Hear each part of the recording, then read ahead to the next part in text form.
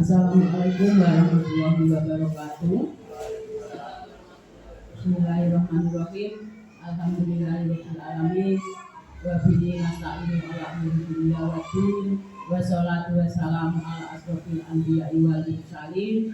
Sayyidina wa maulana Muhammadin wa ala alihi wa sahbihi ajma'in amma ba'du. Bapak, Ibu, guru SDN Negeri 3 yang saya hormati, pertama marilah kita panjatkan puja dan puji syukur kehadirat Allah Subhanahu wa taala karena atas rahmat, taufik serta hidayahnya sehingga pada pagi hari ini kita bisa berkumpul dalam keadaan sehat walafiat. Salam dan salam dengan mengucap pikir Allahumma sholli ala Muhammad dengan harapan mendapat syafaat baik sahabat di dunia maupun syafaat di akhirat. Bapak Ibu yang saya hormati, pada pagi hari ini yaitu Bu Guru SDN Negeri 3 yaitu calon guru penggerak dengan acara yaitu diseminasi budaya positif CGP angkatan ke-7. Dalam pelaksanaan diseminasi budaya positif nanti khususnya untuk guru penggerak, dengan harapan semoga bisa lancar dan menambah wawasan kedepannya lebih baik daripada sebelumnya. Untuk itu kita harapan dari Kepala Sekolah SDN Negeri 3 nanti bisa menularkan di lembaganya, terutama lembaga SDN Negeri 3. Semoga saya hanya bisa mendoakan semoga kedepannya yaitu bisa lancar dan lebih bersemangat. Demikian yang dapat saya sampaikan. Monggo kita beri waktu secukupnya. Kita silakan, monggo. Demikian yang dapat kita sampaikan. Ada kurang lebihnya saya mohon maaf. Sekian, terima kasih. Wassalamualaikum warahmatullahi wabarakatuh.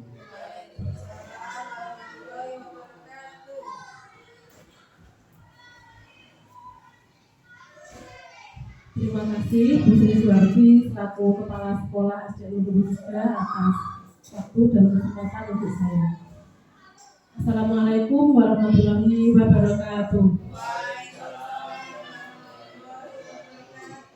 Kepada yang terhormat Ibu Sri Suwardi selaku Kepala Sekolah SDN Negeri 3, yang kami hormati Bapak Ibu Guru SDN Negeri 3. Di sini saya akan menyampaikan penyebaran pemahaman dan penerapan pengalaman budaya positif CGP Angkatan 7 Kabupaten Bojonegoro.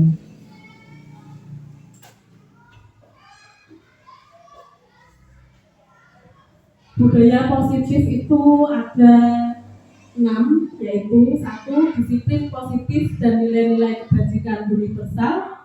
Yang kedua, teori motivasi, hukuman dan penghargaan institusi. Ketiga, keyakinan kelas. Keempat, kebutuhan dasar manusia dan dunia berkualitas. Yang kelima yaitu restitusi, 5 posisi kontrol.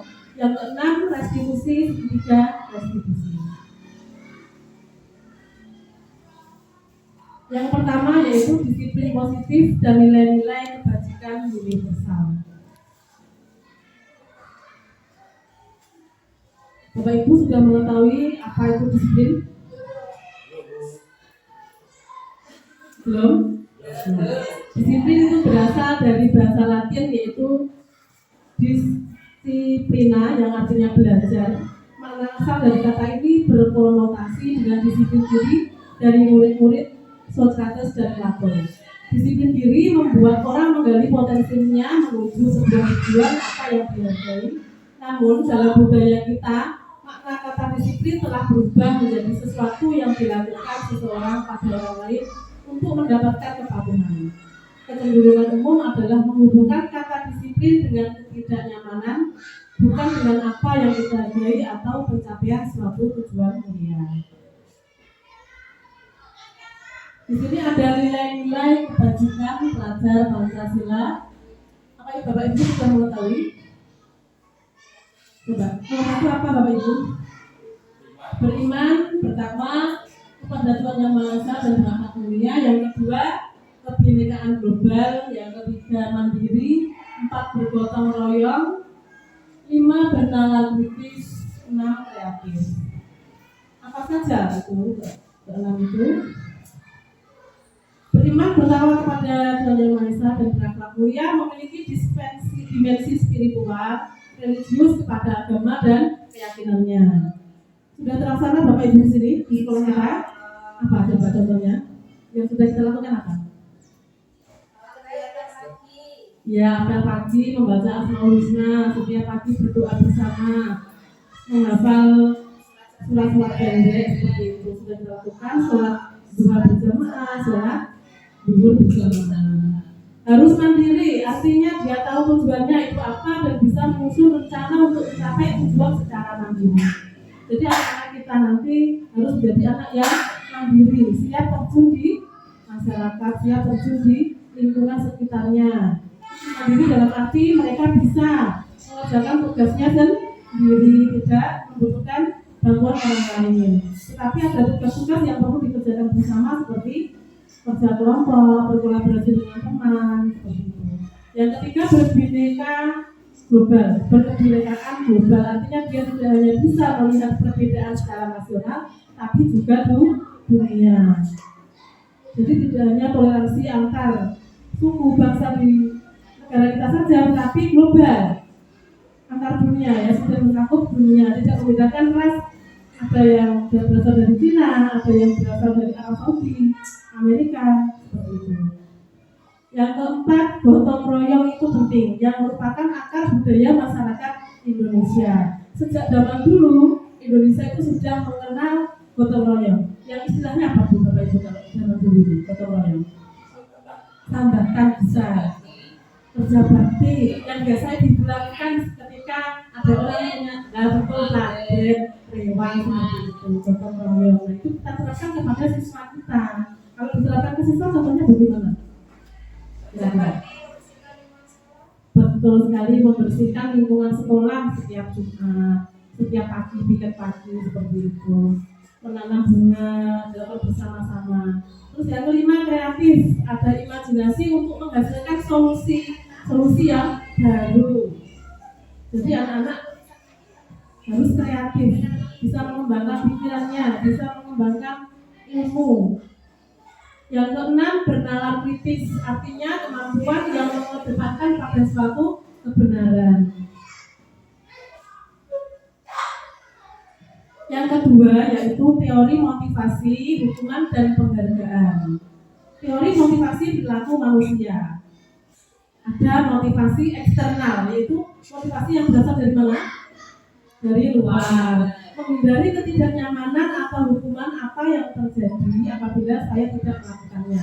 Jadi itu motivasi dari luar seperti itu. Ada lagi untuk mendapatkan imbalan dari orang lain atau institusi. Apa yang saya dapatkan apabila saya melakukannya.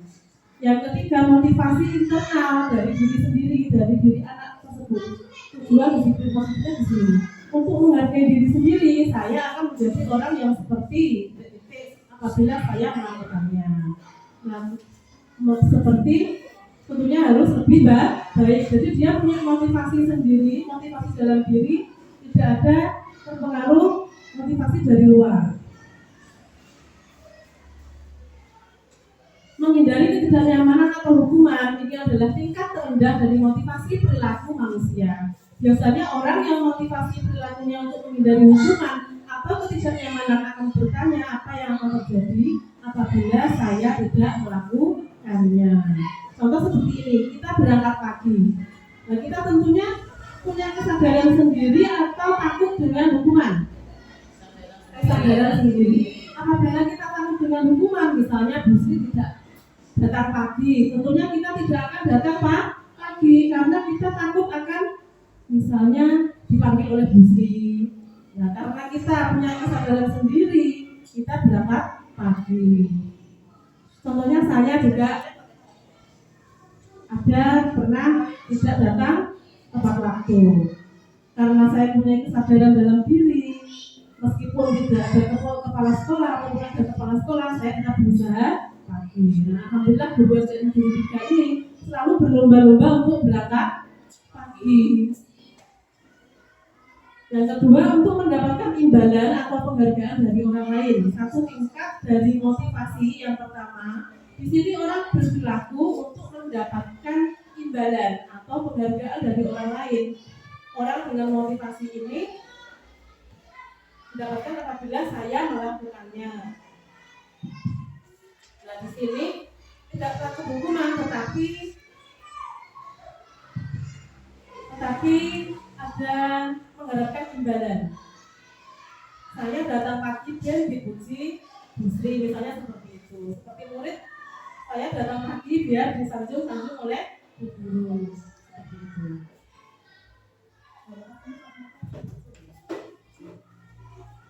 Untuk menjadi orang yang mereka inginkan dan menghargai diri sendiri dengan nilai-nilai yang mereka percaya. Orang dengan motivasi ini akan bertanya, akan menjadi orang seperti apabila saya melakukannya. Mereka melakukan sesuatu karena nilai-nilai yang mereka yakini dan hargai. Dan mereka melakukannya karena mereka ingin menjadi orang yang melakukan nilai-nilai yang mereka yakini tersebut. Jadi ini tumbuh kesadaran dalam diri, melakukan dengan kesadaran, tidak terpengaruh oleh hukuman atau penghargaan dari orang lain. Dihukum oleh penghargaan bahwa penghargaan berlaku sama dengan hukuman. Di sini arti meminta atau membujuk seseorang melakukan sesuatu untuk memenuhi suatu tujuan tertentu dari orang yang membujuk. Beberapa dampak dari pemberian penghargaan yaitu pengaruh jangka pendek dan jangka panjang. Penghargaan menghukum, penghargaan mengurangi ketepatan, penghargaan tidak efektif, penghargaan merusak hubungan, penghargaan menurunkan kualitas, penghargaan mematikan kreativitas, penghargaan mengurangi motivasi intrinsik. Pertanyaan memantik, setuju atau tidak setuju? Hukuman dapat mendisiplinkan anak. Pemberian hukuman dengan hal positif seperti ini, misalnya membaca atau membersihkan halaman sekolah, dapat meningkatkan disiplin anak. Bagaimana Bapak Ibu, setuju atau tidak kira-kira? Ada yang setuju, ada yang tidak setuju. Sebagian besar setuju ya? 5 orang setuju, ada 1 yang tidak setuju. Baiklah. Yang ketiga itu memberi penghargaan dapat meningkatkan motivasi belajar anak. Bagaimana Bapak Ibu, setuju atau tidak? Setuju. Bagaimana? Tidak setuju. Ada yang tidak setuju. Kok tidak setuju? Kenapa? Ya, pemberian itu mungkin di satu sisi bisa membangkitkan motivasi anak. Ya, di satu sisi juga bisa menjatuhkan semakin jatuh lagi bagi mereka yang merasa kurang berkenan dengan budaya. Ya, baik. Ada Bapak, ini Bapak Joko berpendapat tidak setuju karena memberi penghargaan itu bisa ada yang membangkitkan apa tadi? Motivasi, ada yang semakin menjatuhkan motivasinya. Misalnya seperti ini. Misalnya pernah saya mengalami ada siswa yang tidak bisa membaca, ini kelas 3. Karena saya memberi motivasi, ada 4 anak yang membacanya itu masih dieja. Itu ketika saya beri hadiah, yang 3 anak itu bisa, tapi yang 1 tidak bisa. Akhirnya kenapa ya? Semakin hari ada 7 hari itu anak yang tersebut yang tidak bisa baca itu karena tidak dapat hadiah dari saya itu semakin minder. Nah mungkin seperti itu yang tidak setuju. Mungkin ada yang setuju bisa memberi pendapatnya kenapa setuju? Memotivasi anak untuk belajar itu biar lagi karena ingin mendapatkan hadiah. Ya, memotivasi anak untuk belajar lebih giat lagi karena mendapatkan hadiah. Betul sekali. Mungkin sebagian anak akan semangat belajar karena hadiah itu. Betul tak? Ya. Jadi kita hargai ada yang setuju, ada yang tidak setuju. Yang ketiga adalah keyakinan kelas. Bapak Ibu sudah pernah mendengar keyakinan kelas? Belum. Mungkin Pak Joko sudah karena sudah ikut CGP 5 ya kebetulan ya. Keyakinan kelas itu apa kok keyakinan kelas? Saya juga baru tahu setelah ikut CGP ini. Nah itu bagian yang menarik itu keyakinan kelas menurut saya itu. Selama seumur hidup baru tahu kali ini. Kita lihat bersama-sama apa itu keyakinan kelas. Di sini keyakinan kelas adalah salah satu disiplin positif yang bisa kita terapkan dalam membangun budaya positif di sekolah. Dengan adanya keyakinan kelas di setiap kelas diharapkan dapat mewujudkan tujuan pendidikan yang berorientasi kepada profil pelajar Pancasila. Nah, tujuan di sini keyakinan kelas itu fungsinya untuk diharapkan untuk menuju pelajar profil pelajar Pancasila. Apa itu? Ciri-ciri keyakinan kelas yaitu bersifat lebih abstrak daripada peraturan yang lebih rinci dan konkret. Kalau peraturan itu jelas ya, anak-anak dilarang apa misalnya? Dilarang buang sampah sembarangan. Anak-anak dilarang makan di dalam kelas seperti itu. Keyakinan kelas berupa pernyataan universal yang dibuat dalam bentuk kalimat positif. Keyakinan kelas tidak dibuat dalam jumlah banyak sehingga mudah diingat dan dipahami oleh semua warga kelas. Langkah-langkah membuat keyakinan kelas: pertama, guru meminta semua murid di kelas untuk menuliskan apa saja aturan yang perlu disepakati bersama di dalam kelas. Kedua, semua usulan dari murid ditulis pada papan tulis ketika. Ketiga, kalimat-kalimat yang sudah disepakati menjadi keyakinan kelas diubah menjadi kalimat positif. Perbedaan keyakinan kelas dengan peraturan kelas. Keyakinan kelas bersifat lebih abstrak daripada peraturan yang lebih rinci dan konkret. Keyakinan kelas berupa pernyataan-pernyataan universal. Pernyataan keyakinan kelas senantiasa dibuat dalam bentuk positif. Fungsi keyakinan kelas: guru perlu membuat keyakinan kelas. Sebuah keyakinan yang dibuat bersama semua anggota kelas, yaitu guru dan murid. Dengan adanya keyakinan kelas diharapkan dapat meningkatkan kedisiplinan murid, yakni disiplin diri yang muncul dari dalam diri, motivasi intrinsik.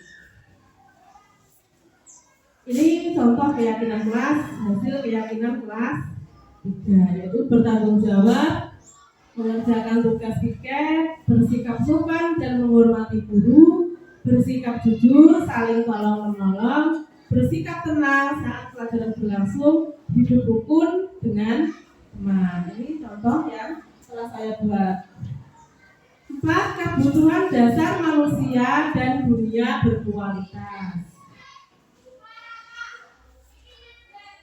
Setiap manusia, bahkan makhluk hidup di dunia pada dasarnya melakukan sesuatu untuk memenuhi kebutuhannya. Kita makan karena dengan makan kita bisa bertahan hidup. Kita menonton film bersama keluarga karena butuh kesenangan. Kita belajar karena butuh menjadi terampil. Semua kebutuhan sebetulnya bermuara untuk melangsungkan hidup. Pernahkah Anda melihat ada siswa yang memalak temannya? Pernahkah? Ya, sekilas ini jelas perbuatan yang meresahkan. Saya sendiri pernah menegur anak yang memalak uang. Namun akhirnya saya sadar bahwa hal tersebut dilakukan untuk memenuhi kebutuhan dasarnya. Ada yang memalak karena memang tak punya bekal, tak punya ongkos pulang, butuh bertahan hidup. Ada yang memalak karena ikut-ikutan kelompoknya, butuh diterima atau kekuasaan. Ketika kebutuhan dasar tak terpenuhi dengan baik, maka besar kemungkinan akan terjadi perilaku yang tidak sesuai dengan norma atau aturan yang berlaku. Lalu apa saja 5 kebutuhan dasar manusia itu? Nah, kita ambil contoh perbandingannya dengan hidup tumbuh-tumbuhan. Seorang petani dalam hakikatnya sama kewajibannya dengan seorang pendidik. Yang tumbuhan padi, ia dapat memperbaiki kondisi tanah, memelihara tanaman padi, memberi pupuk dan air, membasmi ulat-ulat atau jamur-jamur yang mengganggu hidup tanaman padi dan lainnya. Nah, kita sebagai pendidik itu sama, anak didik itu diibaratkan sebagai padi. Sama, bibitnya sama, asalnya sama, tapi hasilnya tentunya sama apa tidak? Tidak sama, karena anak memiliki kodrat masing-masing. Memiliki kodrat alam dan kodrat zaman. Ketika guru memahami kebutuhan yang mendasari perilaku murid dan guru berusaha menuntun dan mendukung murid dalam memenuhi kebutuhannya secara positif pada hakikatnya, guru tersebut ibarat seorang petani yang sedang berusaha memahami kebutuhannya masing-masing tanaman. Kebutuhan dasar manusia dan dunia berkualitas. Di sini ada berapa ini? Ada 5. Yang pertama, bertahan hidup atau survival. Yang kedua, kasih sayang dan rasa diterima atau love belonging. Yang ketiga, kekuasaan atau power. Yang keempat, kesenangan atau fun. Yang kelima, kebebasan atau freedom. Kebutuhan bertahan hidup atau survival.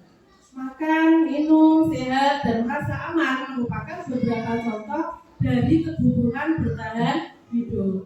Kebutuhan ini bisa dipenuhi dengan makanan, olahraga, dan memberi perlindungan. Agar murid dapat belajar dengan baik, kebutuhan mereka akan rasa aman, pangan, sandang, papan harus terpenuhi. Bagaimana mungkin mereka dapat belajar dengan baik bila mereka datang ke sekolah dengan perut yang lapar atau rumah mereka kebanjiran? Bismillah. Yang kedua, kasih sayang dan rasa diterima atau love and belonging. Kebutuhan ini meliputi keinginan untuk tetap terhubung dengan orang lain seperti teman, keluarga, teman kerja, dan kelompok di mana kita tergabung. Setiap murid ingin menjadi bagian yang berharga dari kelas dan juga sekolah. Mereka juga ingin diterima oleh orang lain dan kelompoknya. Bahkan murid yang terlibat sebagai guru seharusnya kita dapat menerima murid apa adanya sesuai kodratnya, karena setiap murid adalah unik. Mereka memiliki kekuatan masing-masing.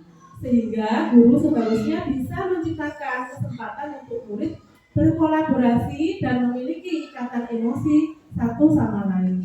Murid-murid yang memiliki kebutuhan yang besar untuk mereka diterima, biasanya mereka belajar karena mereka suka dengan gurunya dan mereka juga suka bekerja dalam kelompok.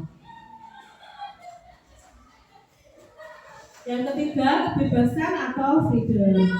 Murid harus diberi kesempatan membuat pilihan dan bertanggung jawab atas pilihannya. Memberi mereka kebebasan bukan berarti membiarkan mereka melakukan apa saja yang mereka mau, tetapi memberi kesempatan kepada mereka membuat pilihan, menyuarakan pendapat mereka dengan percaya diri, dan memberikan kesempatan kepada mereka untuk mencoba hal-hal baru. Pembelajaran dengan metode yang beragam dan menarik juga memenuhi kebutuhan murid tentang kebebasan ini. Pembelajaran berdiferensiasi di mana guru menyediakan beberapa jenis tugas yang dipilih oleh murid sesuai minat mereka untuk mengembangkan murid jadi lebih mandiri dan memiliki motivasi internal, karena kebutuhan dan kebebasan pada dasarnya adalah kebutuhan untuk mandiri, memiliki otonomi, memiliki pilihan dan mampu mengendalikan arah hidupnya sendiri. Jadi contohnya seperti ini, ketika ada tugas bahasa Indonesia, anak-anak ditugasi oleh guru itu membuat sastra. Tentunya karya sastra itu macam-macam ya, tidak hanya puisi ataupun cerpen ataupun apalagi pantun, tapi anak di sini dibebaskan untuk memilih. Dia ingin membuat puisi silakan, anak ingin membuat cerpen boleh saja, anak ingin membuat pantun juga boleh, jadi tidak ditentukan. Seperti contohnya ini, tugas di belakang ini ada poster bebas, jadi anak-anak boleh memilih poster sesuai keinginan mereka. Dan jadi guru tidak memberi batasan, dibebaskan anak-anak untuk mengerjakan tugas sesuai minat dan bakatnya.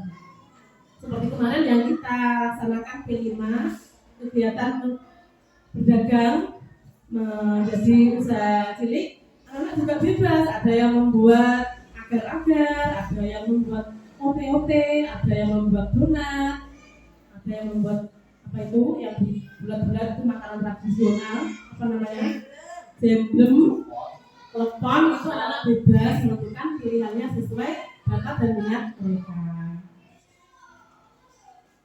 Yang keempat yaitu kesenangan atau fun.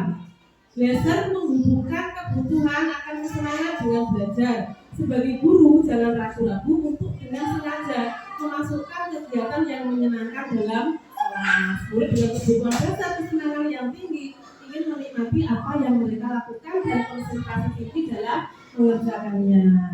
Baik, karena sekarang itu zamannya medsos, apa biasanya yang sedang tren hari ini apa itu? TikTok, apalagi Instagram. Jadi banyak guru di sini yang mencoba untuk memanfaatkan media TikTok, media Facebook untuk pembelajaran anak-anak. Ketika anak-anak dimasukkan dalam TikTok atau Facebook, anak-anak bagaimana?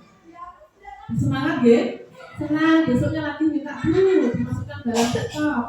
Ketika dalam sekolah kita ada tanya jawab sedikit, siapa yang bisa duluan bisa pulang dulu, yang belum bisa mundur lagi ke belakang. Biasanya Bu Anis yang sering melakukannya. Bu Anis, jadi itu bisa kita contoh ya.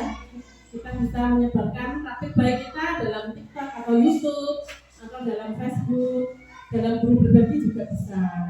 Di situ selain kita berbagi, anak-anak juga senang. Jadi pembelajaran tidak monoton, media dan metode sama saja, tapi ada pilihannya. Tapi metode sama itu juga tidak kalah pentingnya ya, itu juga penting. Tidak meninggalkan metode yang lama, tapi juga menambahi metode yang baru. Yang kelima yaitu penguasaan atau power. Setiap murid memiliki kebutuhan untuk merasa kompeten, menjadi terampil diakui pencapaian dan keterampilannya, didengarkan, bisa membuat dampak dan pengaruh dan memiliki rasa percaya diri. Mereka sebaiknya diberi kesempatan untuk membuat keputusan tentang hal-hal penting dalam hidupnya dan tidak merasa dikontrol oleh sistem sekolah. Murid yang memiliki kebutuhan dasar penguasaan yang tinggi biasanya selalu ingin menjadi pemimpin. Mereka juga suka mengamati sebelum mencoba hal baru. Mereka juga perfeksionis dan merasa kecewa jika melakukan kesalahan. Di sini ini yang sudah saya serapkan itu ketika mau pulang sekolah itu anak-anak memimpin doa. Jadi tidak hanya ketua kelas yang memimpin doa, tapi juga memberi kesempatan anak yang lain untuk memimpin doa. Karena tidak hanya satu anak yang mempunyai bakat mimpin dalam setiap kelas, tapi ternyata semua anak antusias dan ingin memimpin. Seperti pramuka, juga ada ketua guru. Di situ kita bisa melatih siswa untuk menjadi power sejak kecil ya, oke? Jadi anak-anak punya bakat di situ di dalam memimpin dalam pramuka banyak sekali. Apa saja contoh selain di kegiatan pramuka dan dalam memimpin doa? Kalau Bapak Ibu yang sudah Bapak Ibu terapkan?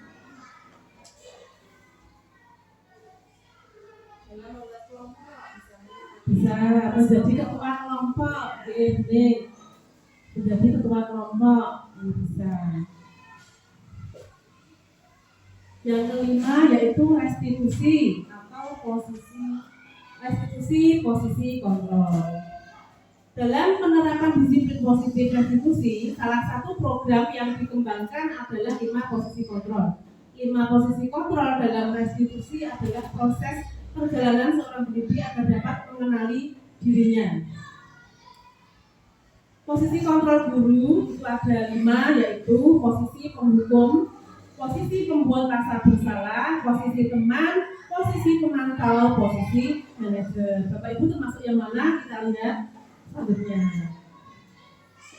Posisi penghukum, berbicara dengan nada tinggi, menunjuk-nunjuk, berkaca-kaca pinggang, membentak dan menyindir. Hukuman bisa verbal atau fisik. Alhamdulillah belajar kita tidak ada yang seperti ini. Terus dampak posisi penghukum, murid cenderung memberontak bahkan menjadi pendendam, tidak menyukai guru atau mata pelajaran yang diambil. Ini saya ketika dulu belum ikut CJP itu sering menghukum anak saya sendiri. Terus setelah saja ini, yang ke selanjutnya yaitu membuat rasa bersalah, berbicara dengan nada tenang, cenderung lembut namun kata-katanya menyalahkan murid.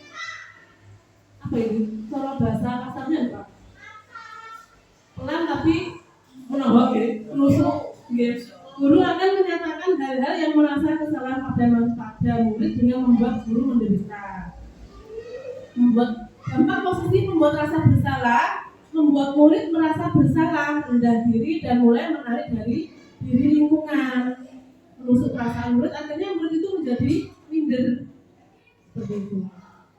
Terus posisi teman, nah di sini berbicara dengan nada suara ramah, akrab, cenderung bersenda gurau. Untuk menjaga suasana santai, murid akan merasa senang, aman, dan akrab dengan guru. Identitas yang tercipta sukses atau berhasil. Dampak posisi teman, murid akan bergantung kepada satu orang. Faktor ketergantungan, murid tidak mandiri dan tidak bisa berpikir sendiri. Motivasi eksternal, faktor ketergantungan. Misalnya gini, ada tugas, murid tidak mengumpulkan. Tugasnya rapopo, itu misalnya gurunya seperti ini, itu. Kalau posisi tunggu bagaimana? Ayo berdiri di tiang bendera. Terus sebelum mulai, jangan pulang kalau belum selesai. Kalau guru belum pulang, jangan pulang. Setelah teman kalian pulang, kamu jangan pulang dulu. Itu posisi tunggu. Posisi pemantau, berbicara dengan nada datar, tidak emosional, tidak bersenda gurau, ataupun menggunakan suara tinggi. Diri positif atau berhasil. Guru mengarahkan murid berdasarkan peraturan dan konsekuensi. Pemantau perlu senantiasa memantau. Pada saat murid diberikan sanksi, maka guru pun harus selalu mengawasi. Nah, semoga guru ini sudah bisa menjadi posisi pemantau. Dampak posisi pemantau, murid akan menghitung konsekuensi dan hadiah tanpa memahami sepenuhnya nilai pendidikan yang begitu, tidak sepenuhnya mandiri.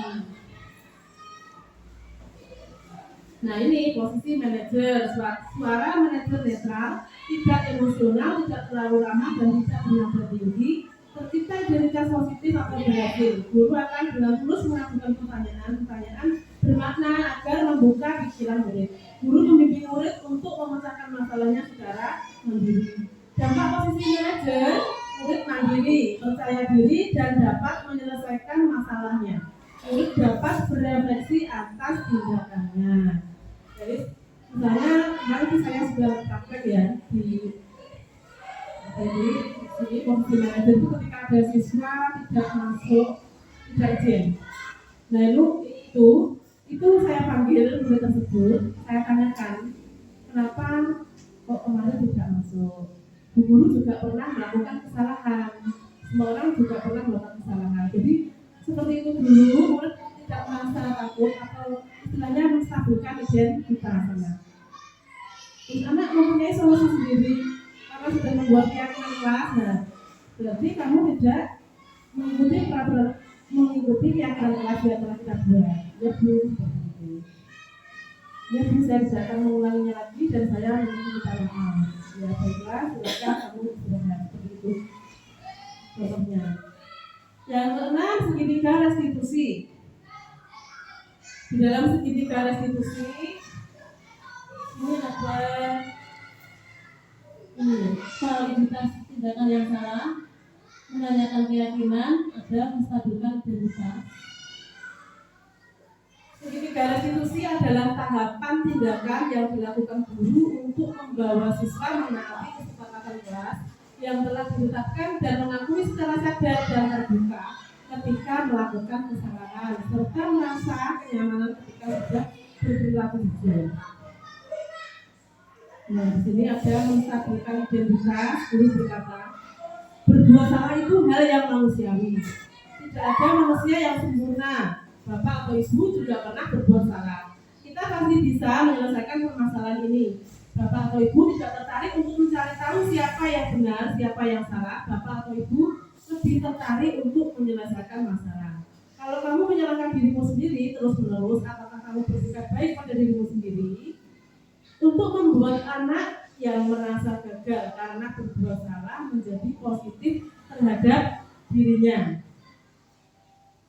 Yang kedua, validitas kebutuhan atau tindakan yang salah. Pada dasarnya, setiap tindakan manusia tujuannya adalah untuk memenuhi kebutuhan dasarnya. Kamu bisa saja akan melakukan hal yang lebih buruk, tetapi kamu tidak melakukannya kan? Kamu pasti punya alasan mengapa kamu melakukannya. Kamu melakukannya karena mempertahankan sesuatu yang penting bagi kamu. Maukah kamu belajar cara lain untuk mendapat apa yang kamu butuhkan tanpa harus memukul? Ini contoh-contoh validitas kebutuhan atau tindakan yang salah. Yang ketiga, menanyakan keyakinan. Apa nilai yang kita percaya di kelas atau sekolah kita? Nilai-nilai universal apa yang telah kita sepakati? Seperti apa gambaran kelas yang ideal bagi kamu? Kamu ingin jadi anak seperti apa? Apa yang kamu rasakan ketika kamu melakukan itu? Kamu menjadi orang yang seperti apa? Terima kasih Bapak Ibu atas waktunya. Semoga diseminasi budaya positif ini bisa bermanfaat buat kita semua, terutama untuk siswa kita, karena tujuan dari pendidikan guru penggerak itu untuk murid. Dan kedepannya sekolah kita bisa menjadi sekolah yang menuju ke profil pelajar Pancasila, sekolah merdeka. Apabila ada kurang lebihnya, saya mohon maaf. Wassalamualaikum warahmatullahi wabarakatuh.